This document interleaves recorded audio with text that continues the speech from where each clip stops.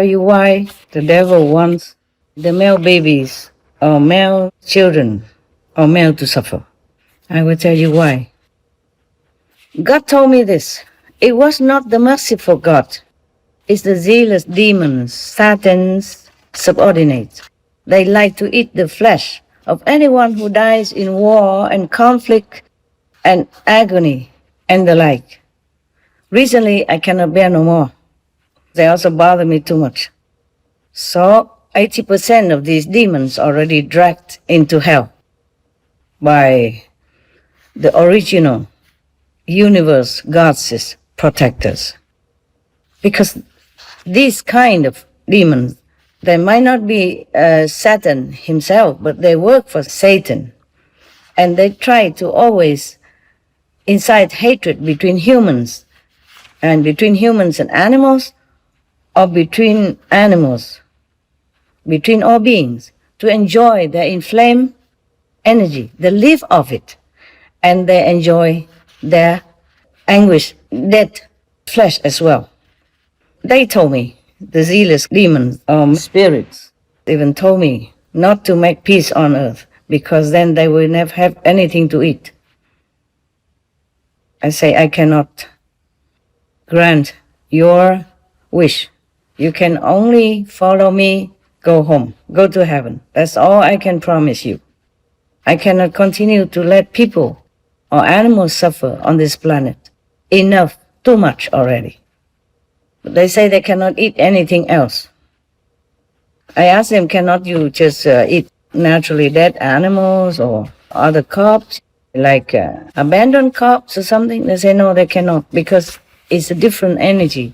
They need to eat the kind of flesh that has anguish, hatred, sorrow, or fearful, terrorized kind of flesh, or beings who has inhabited that corpse. Because every other flesh has different energy, they cannot eat. So, well, but you have to change. I cannot continue to let you make war just so that you can eat something. They say even just a small piece of flesh from this kind of anguish, terrorized energy flesh, they can be satisfied for a long time. I say no matter what, I cannot condone this request. I cannot condone this practice. I love humans, I love animals. All the souls are innocent until they are trapped onto this planet by chance.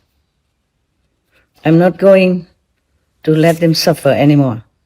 So the best is that you follow me, go home.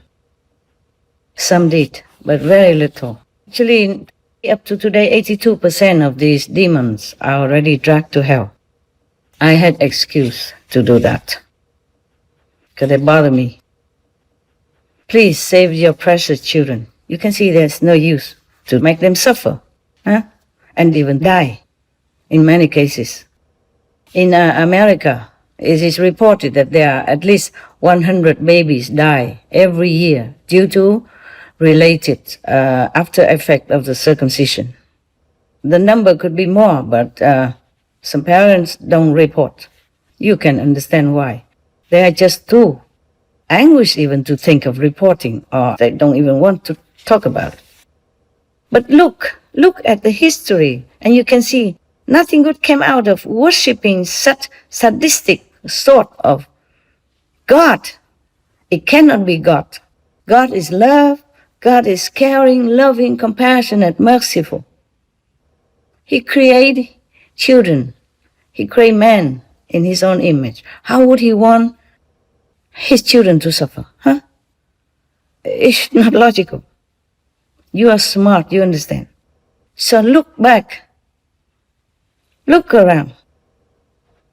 Nothing good came out of worshipping such sadistic sort of demons. Just endless war, mass suffering, perishing of innocent children and babies in big numbers. And even some decades ago, you remember, you know that. You know the Holocaust. Please stop it. Please stop torturing your babies and children, or and yourself, or and your friend. Wake up, wake up, wake up. There's no such God. that make your baby suffer. Your babies are precious to you, and God knows that. God doesn't want to torture you mentally, physically, or your babies. For what? He knows the consequences. Well, at least it's very painful. If we cut a little bit of our finger, we feel so painful already. How would the baby bear it, huh? How would the babies able to bear it? I'm sorry if I have offended you in any way, but my heart, I feel like it's boiling with,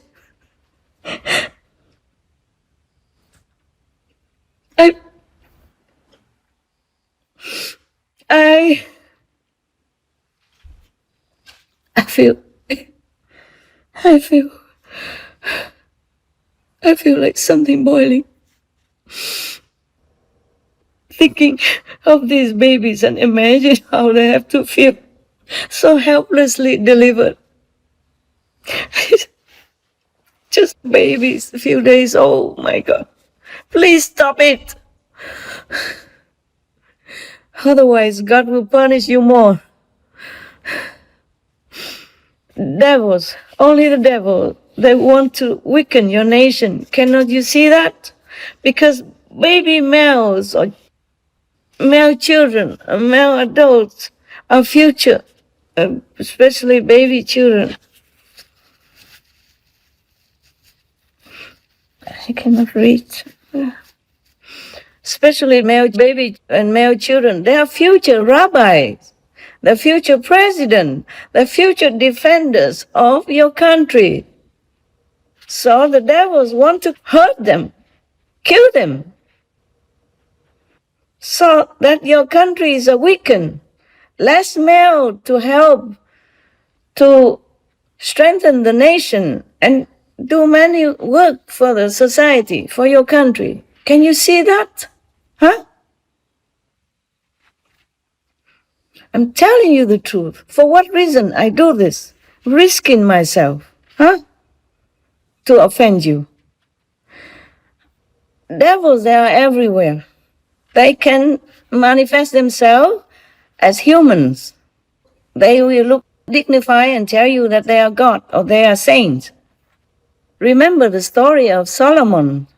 He has been in exile for 3 years, and the demons took over his throne and his household, his country, and he made so many disgusting, cruel deeds.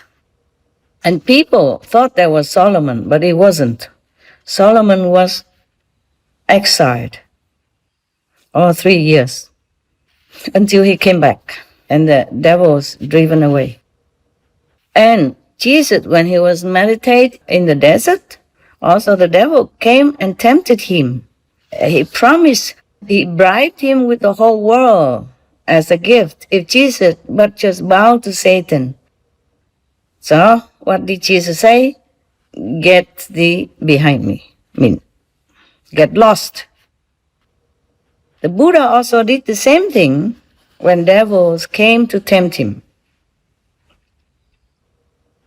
But in his vulnerable state of mind and in his very innocent faith, someone might have heard it wrong, or the translation was wrong, thinking it's God's voice. So thus, God sent messengers to correct, to clear his name, to clear his order, which were not his order. So other messenger came saying that he doesn't want any animal flesh, even animal flesh and blood.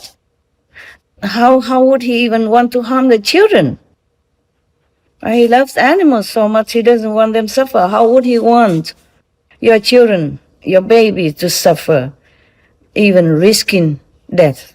Think about it, okay? The mistranslation has cost millions or billions of lives of the innocents. For example, in India, in the old time, in the Rich Veda 10:18:7, it stated that widow woman whose husbands are deceased are advised to go ahead in their life. The word agre means go ahead. However, agre was mistranslated and misinterpreted as agna, meaning fire, and thus the hymn became, let these wives first step into the fire, tearless, without any affliction, and well adorned. So go ahead instead of go in the fire. There were completely different definitions. Many women were forced to die in the fire that burned the dead. If her husband is dead and they burn him, she has to be burnt with him. So many women in the old time are forced to burn with their husband in the fire, rather than moving forward in their lives, as the word agra means. So this is terrible. And also in Atharvaveda 18.3.1 is one of the most quoted Vedic mantra, which support a woman to be burned with her husband when he's dead. Choosing her husband's word, O man, this woman lays herself down beside the lifeless body, preserving faithfully the ancient custom, bestow upon her both wealth and offspring. The misinterpretation arises from choosing her husband's word, which has been understood as the wife being advised to join the dead husband in the afterlife, in the next world. So she must burn herself in the funeral pyre of her husband. Since 1829, this practice of burning alive a widow with her husband was outlawed in India, but still it occurs on some rare occasions, as it is regarded by some Hindus as the ultimate form of womanly devotion and sacrifice. So you see, mistranslation can kill, and kill terribly, and kill the innocent. We have to be careful about what we believe and what we follow, because we have to listen to logic, intelligent reason, if we want to follow the will of God. Just for an example, because here is a contradict statement in the same Veda, Atharvaveda 18.3.2. It is stated that, rise, come unto the world of life, O woman, come, he is lifeless, by whose side thou liest. So this mantra indicates that the woman should rise from beside the dead body of her husband and move on with this living world. Also in the Vedas, it is spoken of widow remarriage. So wrong interpretation can kill many, many innocents. That's what I mean. But it could be that people heard wrong or translated wrong. Please save your babies, save your children, save your male people. Let them live. Let them be whole and healthy and well. God has created them perfect. We cannot molest or lessen any part of his body. That will be against God's will. So for your own sake, common sense, morality, reputation, and honor, please do the only right thing now to pass the vegan law. No more killing of the innocents, animal or men. And by the way, all the citizens on this planet, please support your government to pass the vegan law so animals don't have to suffer anymore. Please protect your children. God doesn't want to hurt them. God wants to love, to protect them, so they can grow up to be good rabbis, good priests, good monks, good presidents, good leaders, or the strong working force for your country, for your family. That is a real God. The God I know is like that. All forgiving. If you just repent, you will be forgiven. I promise that. With whatever honor I have. Please believe me. God is all loving, all forgiving. Just turn around, do the right thing. Repent. God will be forgiving you. 100%. That is a real God. Very caring for your wellness. making heavens to wait for you. There cannot be a God who wants to eat animal flesh and drink animal blood and harming babies and children, especially men whom any nation or family rely on for their strength, for their protection, for anything that needs power and heroism and idealism. So we cannot harm any male babies or male children, any males. We need them.